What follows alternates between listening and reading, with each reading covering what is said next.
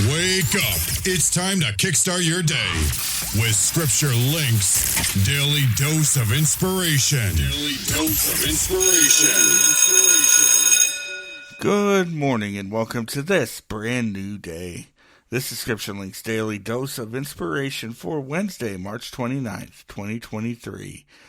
And today is National Little Red Wagon Day. How many of you out there had one of those little red wagons? I think Radio Flyer was the name brand one.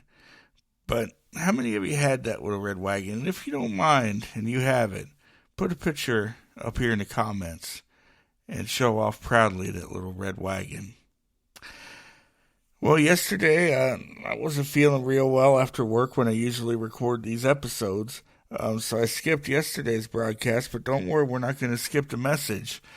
Because it's part 2 of what we talked about on Monday, where we were looking at the book of 1 John, and we were discussing how there's some people that won't believe anything unless they see it for themselves. And none of us here living today has seen Jesus in the flesh, but we have seen the results of his work in our life. And today we're going to look at a gentleman in John chapter 20 who was just that type of person who wouldn't believe unless he saw it for himself. And, of course, we're talking about who we call today Doubting Thomas.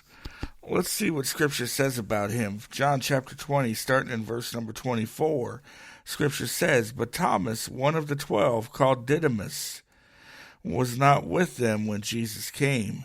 The other disciples therefore said unto him, We have seen the Lord. But he said unto them, Except I shall see his hands, in his hands the prints of the nails, and thrust my hand into his side, I will not believe." Friends, we get a pretty good picture right here of our world today. People want a sign. People want proof that what you're claiming is true. And for the disciples here, they saw Jesus. And Thomas wasn't there with them. And, if you're not where you're supposed to be, you miss an awful lot of stuff. And that's what happened with Thomas. He wasn't where he was supposed to be. And because he wasn't there where he was supposed to be, he missed Jesus showing himself to the disciples.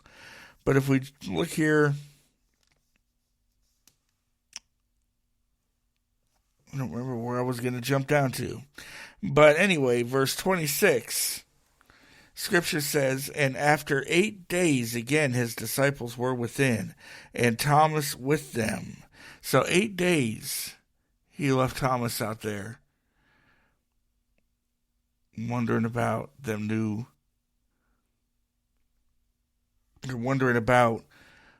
the claims of the disciples. The disciples said to him in verse 25, "We have seen the Lord," and he didn't believe it. He said, "Except I put my hands in there, except I see the nail prints, except I put my hand in his side, I'm not going to believe it." And 8 days, Jesus made him sit there wondering. And then Jesus showed up. And Scripture says the doors being shut, stood in the midst and said, "Peace be unto you." Jesus showed up again. This time Thomas was where he was supposed to be. And Thomas got to see the resurrected Jesus for himself. And look at what he says to him. Well, look at what he says to him here in verse 28. "My Lord and my God." He saw Jesus. He didn't have to put his hand in Jesus' side. He didn't have to put his hand in the nail prints. He believed. And Jesus challenged him to put his hand in there, to put his finger in those nail marks, so that Thomas could see that Jesus was indeed the resurrected Lord. And because of that experience there, and because of that Jesus coming back, Thomas put his faith in him. But then look what Jesus said to Thomas here in verse number 29. Jesus saith unto him, "Thomas, because thou hast seen me, thou hast believed. Blessed are they that have not seen, and yet have believed." In other words, Jesus is telling Thomas, hey, you saw me in the flesh and you believe. But those who don't see me in the flesh and still believe are going to be my disciples.